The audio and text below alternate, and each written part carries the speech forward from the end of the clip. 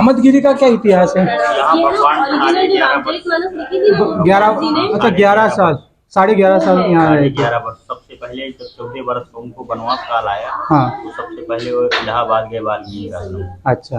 वहाँ पूछते हैं कि हे भगवान, मुझको तपस्या करना है, कोई अच्छा और उत्तम स्थान बताइए। हाँ। तो जब इलाहाबाद पहुँचते हैं तो वहाँ बताया जाता है कि चित्रकूट गिरी का रहूं निवास है। चित्रकूट में गिरी नाम का पर्वत है। अच्छा। वहाँ जाइए, आप निवास करिए। हाँ। तो भगवान सबसे पहले वहाँ से यहाँ चल दिए। हाँ। तो जब सबसे पहले चित्रकूट प्रवेश करते हैं तो क्या देखते हैं? सुरसरधारा नाम मंदाकिनी। हाँ। सबसे पहले चित्रकूट के प्रवेश होने के पहले मंदाकिनी के दर्शन होते हैं। अच्छा। तो भगवान मंदाकिनी के किनारे आके खड़े हो जाते हैं और उस मंदाकिनी का महत्व जानना चाहते हैं कि इस मंदाकिनी का महत्व क्या है। हाँ। और ये सबसे पहले क्यों पड़ रही है। अच्छा। तो उनको ये बताया जाता है कि ये कौन बताते हैं? कोल्ल भील। हाँ। क्योंकि यहाँ कोल्ल भीलों का राज था। अच्छा। तो यहाँ का पता जब बताया जाता है कि मंदाकिनी के एक बार दर्शन करने से हजारों कोटि के पाप हो जाते हैं, तो स्नान से क्या होगा। तो भगवान ने सोचा कि जाने अनजाने रात बिरात में जैसे वहां से चला, न जाने कितने पाप हो गए हों, ना भी हो। तो जब मंदाकिनी का एक इतना बड़ा महत्व है, तो मंदाकिनी को प्रकट करने वाला कौन? माता अनसुईया। अच्छा। एक बार क्या हुआ, अत्रि मुनि जो हैं वो समाधि में लीन हो गए। कई हजार वर्ष तक समाधि में लीन रही माता जी, उनके इंतजार में बैठी रही। मेरे पति की आँख खुलेगी तो मैं जगूं तो ये कुछ मांगेंगे। तो 1000 वर्ष के बाद जब अत्रि मुनि जी की समाधि खुली, तो उस समय यहाँ अकाल पड़ा हुआ था। तो उनने जल की प्रबंध मांग लिया कि जल ले आइए, प्यास बहुत लगी है, कई हजार वर्ष से लीन है। जब वो जल था ही नहीं क्योंकि यहाँ अकाल पड़ा था, तो माता जी कमंडल लेके जल लेने के लिए चारों तरफ फिरने लगी। जब सगले हार गए, उनको जल नहीं मिला, तो उनने क्या देखा कि माता नर्मदा जो है यहाँ तपस्या कर रही थी। तो माता जी को देख के उत्फुल्लित हुई कि बड़े माता जब स्वयं है यहाँ नर्मदा, तो एक कमंडल जल ले लेती हूँ। जब नर्मदा जी के पास जाती है, माता जी आज्ञा करती हैं कि एक कमंडल जल चाहिए मुझको। तो नर्मदा जी ने भी मना कर दिया कि मेरे पास इतना समर्थ नहीं कि मैं एक बूंद दे दूं, आप एक कमंडल की बात कर रही हैं। तो हे माता, आप स्वयं सक्षम हैं, किसी नदी और किसी समुद्र को आप बुला सकती हैं। तो माता जी ने अपने केस के बाल से सुरसरधार नाम मंदाकिनी की उत्पत्ति कर दी और जन जन के लिए तार दिया। तो भगवान जब जानते हैं कि इतना बड़ा महत्व है, तो भगवान भी तत्काल कपड़े लत्ते उतारे और गए स्नान करने। स्नान करके जब वापस आते हैं तो क्या देखते हैं कि ले न भाषण भसन चुराई, यानी भगवान के भी कपड़े लत्ते चोरी हो गए थे। तो यहाँ आदिवासियों का कुल भीलों का वास था।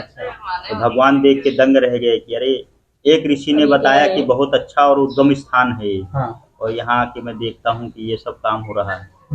तो अगर मैं यहाँ से चला जाऊंगा तो एक ऋषि का बताया हुआ मिथ्या हो जाएगा, और अगर मैं रुक जाऊंगा तो यहाँ की मानसिकताएं जो है बदलेंगी। तो भगवान ने संकल्प ले लिया कि 11.5 वर्ष मैं इसी कामतानाथ जी की पूजा आरती वंदना करता रहूंगा।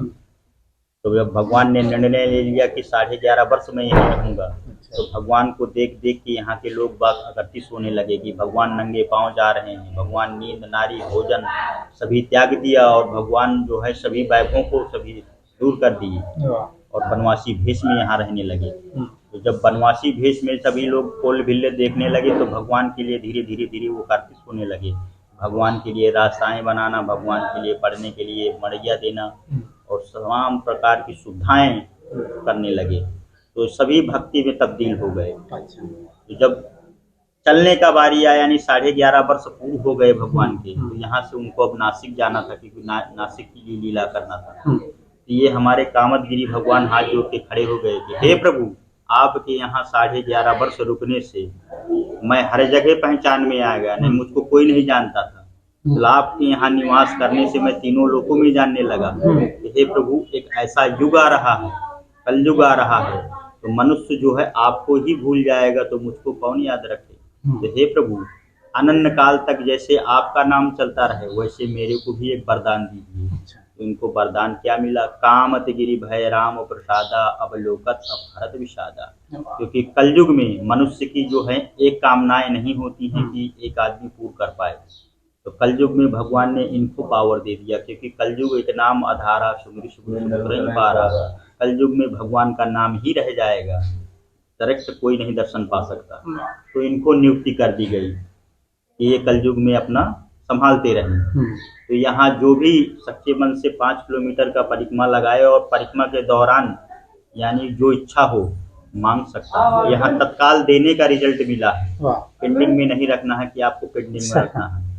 तो यहाँ भगवान ने इनको जब वरदान दे दिया तो सभी तीर्थों में सबसे बड़े तीर्थ हो गए, क्योंकि इतना बड़ा वरदान इनको पाया गया, तत्काल का रिजल्ट देने का इनको भाव। तो हम लोगों ने आप लोगों जैसे हमारी मनोकामनाएं पूरी हुई तो हम लोग अब डायरेक्ट चित्रकूट नाम लेके कामदगिरि भगवान सभी कामनाओं की पूर्ति करने का पावर देते हैं। तो हम लोगों ने आप लोगों ने काम का नाद करा दिया। आपका शुभ नाम भगवान? राजा त्रिपाठी सांडिल गोल।